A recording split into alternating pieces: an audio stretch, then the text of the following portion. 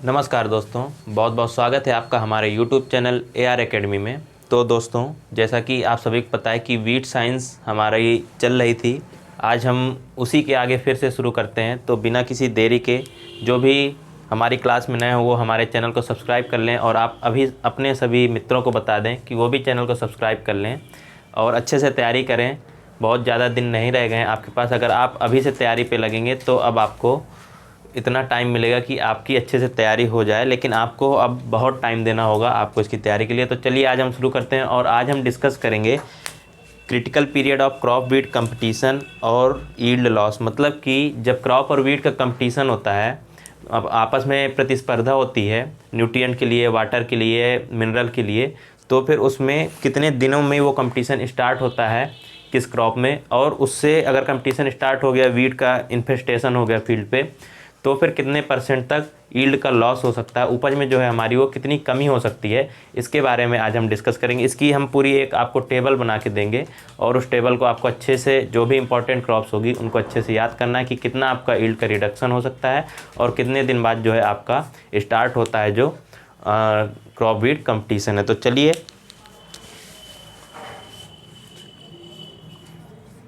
Crop weed competition and yield loss. तो आप एक टेबल बना लेंगे यहाँ पर, सबसे पहले क्रॉप, और इसके बाद जो है वो होगा हमारा क्रिटिकल पीरियड,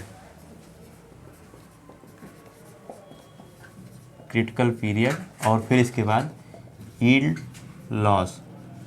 मतलब कि सबसे पहले क्रॉप, क्रिटिकल पीरियड का मतलब किस पीरियड से जो है कि आपका कंपटीशन स्टार्ट होता है, उस पीरियड तक अगर आपने वीट को कंट्रोल नहीं किया तो उससे आपको क्या होगा कि क्रॉप की यील्ड में बहुत ज़्यादा नुकसान होगा, और वो नुकसान कितना होगा वो आपको हम यील्ड लॉस में बताएंगे। तो चलिए सबसे पहले हम सीरियल्स की बात करेंगे। किन की बात करेंगे?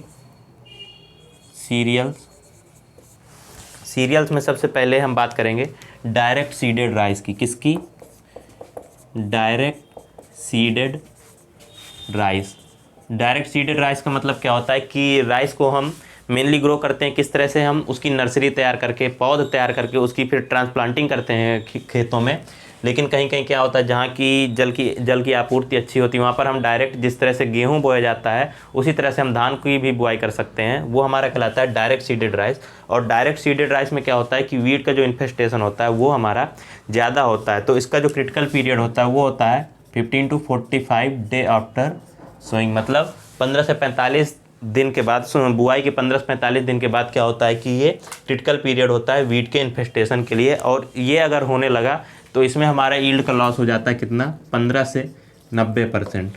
देख रहे हैं आप कि 15 जो है मिनिमम होता है। अगर वीट का अच्छे से इन्फेस्टेशन हो गया तो यील्ड में 90% तक लॉस हो सकता है, इतना ज़्यादा इसमें लॉस होता है। इसके बाद हम बात करते हैं ट्रांसप्लांटेड राइस की। ट्रांसप्लांटेड राइस मतलब कि पौध तैयार करके जब हम राइस को क्या करते हैं, पौध तैयार करके हम उसकी रोपाई करते हैं, ट्रांसप्लांटिंग करते हैं, उस विधि से हम धान की रोपाई करते हैं। तो उसमें हमारा जो है कंपटीशन स्टार्ट होता है 30 से 45 डे आफ्टर सोइंग। और इसमें जो यील्ड का लॉस होता है वो होता है हमारा 15 to 40%, 15 से 40%। तो ये एक आपका क्वेश्चन भी पूछा जाता है कि जो वीट का इन्फेस्टेशन होता है या वीट से यील्ड लॉस होता है वो किस राइस में होता है ज़्यादा, आपका ट्रांसप्लांटेड राइस में या फिर डायरेक्ट सीडेड राइस में। तो जो वीट का इन्फेस्टेशन होता है या यील्ड लॉस होता है वो होता है आपका डायरेक्ट सीडेड राइस से। चलिए अब बात करते हैं वीट की। तीसरा है हमारा वीट, गेहूँ। इसका जो क्रिटिकल पीरियड होता है वो होता है हमारा 30 to 45 डे आफ्टर सोइंग। और जो यील्ड का लॉस होता है वो होता है हमारा 20 से 40%। कितना? 20 से 40% तक का यील्ड का लॉस होता है। इसके बाद हम मक्के की बात करते हैं, मेज। इसका जो क्रिटिकल पीरियड होता है वो होता है हमारा 15 to 45 days, 15 to 45 day after sowing.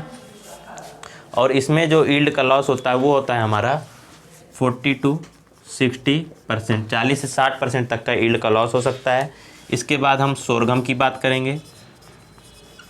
Sorghum, इसमें भी जो स्टार्ट होता है या क्रिटिकल पीरियड होता है वो होता है हमारा 15 दिन से स्टार्ट होने लगता है, 45 दिन जो हमारा होता है वो मेन होता है, क्रिटिकल पीरियड होता है कंपटीशन का, और इसमें जो लॉस होता है वो होता है हमारा 15 to 40%, 15 से 40%।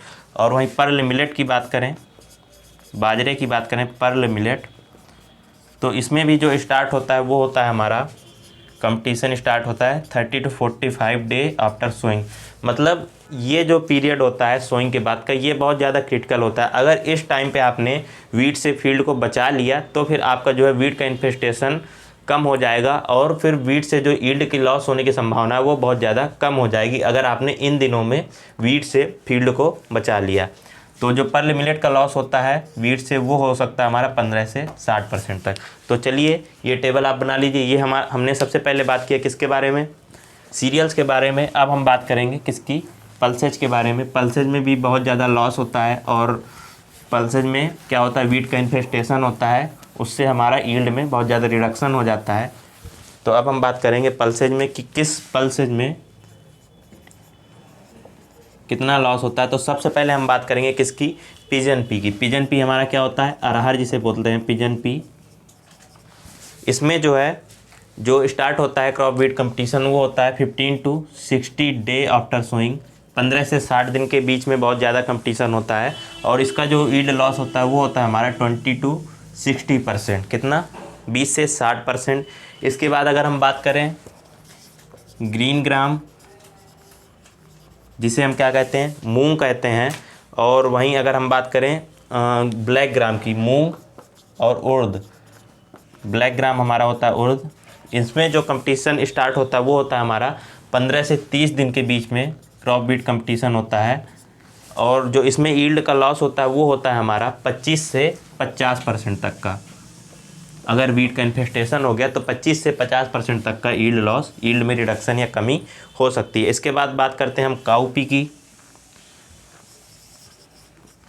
काउपी जिसे हम क्या कहते हैं, लोबिया कहते हैं। इसमें भी स्टार्ट होता है हमारा 15 से 30 डे आफ्टर सोइंग, बुआई के 15 से 30 दिन के बाद। और जो इसमें यील्ड का लॉस होता है वो भी हमारा 15 से 30% तक का यील्ड का लॉस हो सकता है। इसके बाद हम बात करेंगे चिकपी की।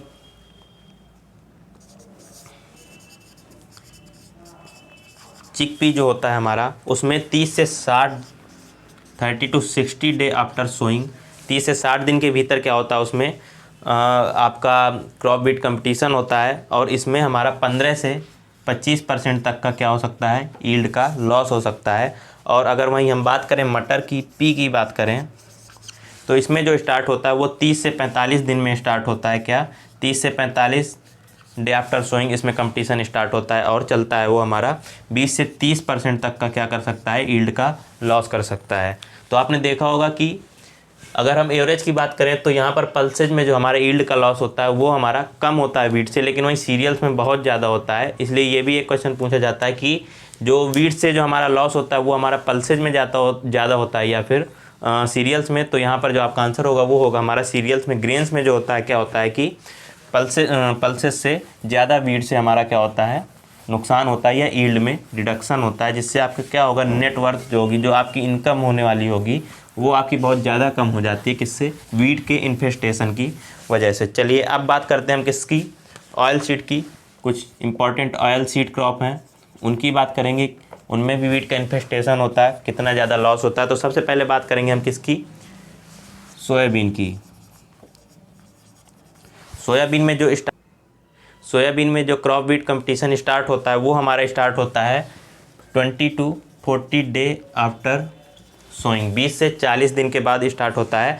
और इसमें जो यील्ड का रिडक्शन होता है वो हमारा 40 से 60% तक का हो सकता है। कितना, 40 से 60% तक का।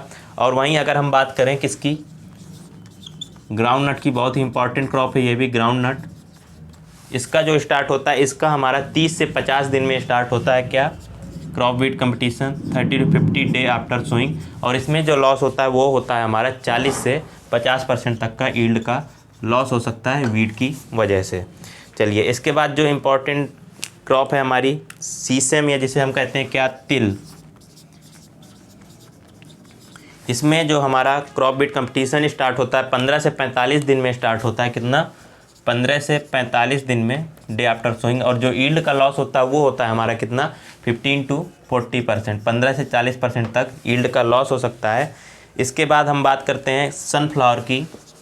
सनफ्लावर भी बहुत ही इंपॉर्टेंट क्रॉप है ये हमारी ऑयल सीड के लिए। बहुत ही इसका जो तेल होता है बहुत ही ज़्यादा अच्छा होता है, एडिबल ऑयल माना जाता है इसमें, क्योंकि कोलेस्ट्रॉल इसमें बहुत ही कम होता है सनफ्लावर में।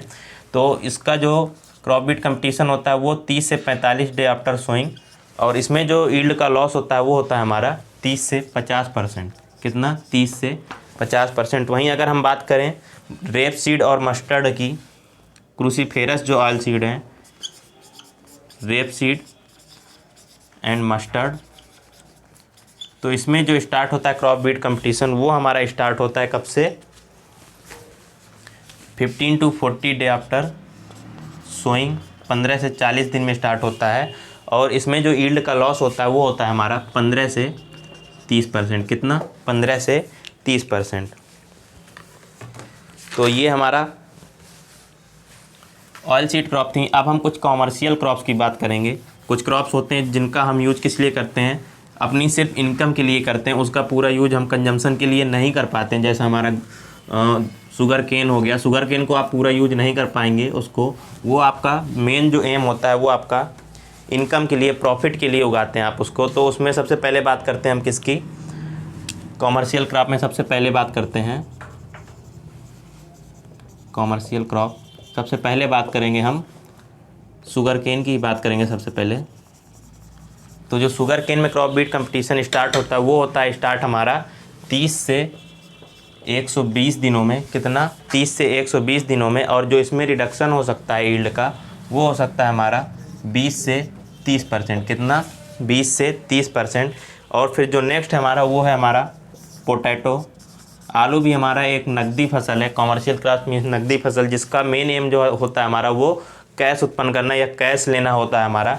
तो इसमें 20 से 40 दिन में कंपटीशन स्टार्ट होता है सोइंग या ट्रांसप्लांटिंग के बाद। और इसमें जो यील्ड का लॉस हो सकता है वो हो सकता है हमारा 30 से 60% तक का। कितना, 30 से 60% तक का। नेक्स्ट जो क्रॉप है हमारी वो है कॉटन। कपास जो होता है हमारा रेशे के लिए जो हमारी क्रॉप होती है, इसमें 15 से 60 दिनों तक क्या होता है, क्रॉप बीट कंपटीशन चलता है 15 से 60 दिनों तक। और यील्ड का लॉस हो सकता है हमारा कितना, 40 से 50% तक। कितना, 40 से 50% तक। और फिर नेक्स्ट जो क्रॉप है हमारी वो है जूट। जूट भी हमारी फाइबर क्रॉप है। 30 to 45 डे आफ्टर सोइंग इसमें क्या होता है, क्रॉप बीट कंपटीशन चलता है। और 50 से 80% तक इसमें क्या हो सकता है कि वीट से लॉस हो सकता है। तो ये हमारी कॉमर्शियल क्रॉप थी। अब हम कुछ इंपॉर्टेंट जो हमारी वेजिटेबल क्रॉप्स हैं उनके बारे में भी बताएंगे आपको। तो वेजिटेबल क्रॉप्स में हम सबसे पहला जो है वो है हमारा क्या, कॉलीफ्लावर और कैबेज। जो ये भी क्या है, क्रूसीफेरस हमारी वेजिटेबल है, कॉलीफ्लावर एंड कैबेज। पत्ता गोभी और जो होती है हमारी क्या, फूल गोभी जो होती है, कॉलीफ्लावर और कैबेज। इसमें जो स्टार्ट होता है 30 to 45 डे आफ्टर सोइंग, 30 से 45 दिन में स्टार्ट होता है क्रॉप बीट कंपटीशन। और जो इसमें यील्ड का लॉस हो सकता है वो हमारा 50 से 60% तक का यील्ड का क्या होता है, लॉस होता है। वहीं अगर हम बात करें ओकरा की, भिंडी या लेडी फिंगर जिसे कहते हैं हम ओकरा, इसमें क्या होता है कि 15 to 30 डे आफ्टर सोइंग, बुआई के 15 से 30 दिन में क्रॉप बीट कंपटीशन स्टार्ट हो जाता है। और जो यील्ड का लॉस होता है वो हमारा 40 से 50% तक का क्या होता है, यील्ड का लॉस हो सकता है। टोमेटो और ऑनियन की बात करें, टोमेटो जो हमारा होता है बहुत इंपॉर्टेंट क्रॉप, वेजिटेबल क्रॉप है। 30 to 45 डे आफ्टर सोइंग क्या होता है, इसमें क्रॉप बीट कंपटीशन होता है। और 40 से 70% तक का इसमें यील्ड का रिडक्शन हो सकता है। किसकी वजह से, वीट की वजह से। फिर जो हम लास्ट में सबसे लास्ट क्रॉप की बात करेंगे ऑनियन। तो इसमें 30 से 75 दिन तक क्या क्रॉप बीट कंपटीशन चलता है सोइंग के 30 से 75 दिन में। और 60 से 70% तक का इसमें क्या होता है, यील्ड का लॉस हो सकता है। तो ये हमने आपको एक टेबल बना कर दी है सिर्फ कुछ इंपॉर्टेंट क्रॉप्स की, कि कितने दिन में क्रॉप बीट कंपटीशन स्टार्ट होता है, क्रिटिकल कंडीशन होती है, क्रिटिकल डे कितने दिन में होते हैं, और उससे कितना यील्ड का लॉस हो सकता है। इससे एक आधे क्वेश्चन ज़रूर कहीं ना कहीं पूछे जा सकते हैं कुछ इंपॉर्टेंट जो क्रॉप्स होती हैं उनकी। तो दोस्तों आज के लिए बस इतना ही। चलिए नेक्स्ट वीडियो में मिलते हैं आपको, तब तक के लिए बहुत बहुत धन्यवाद।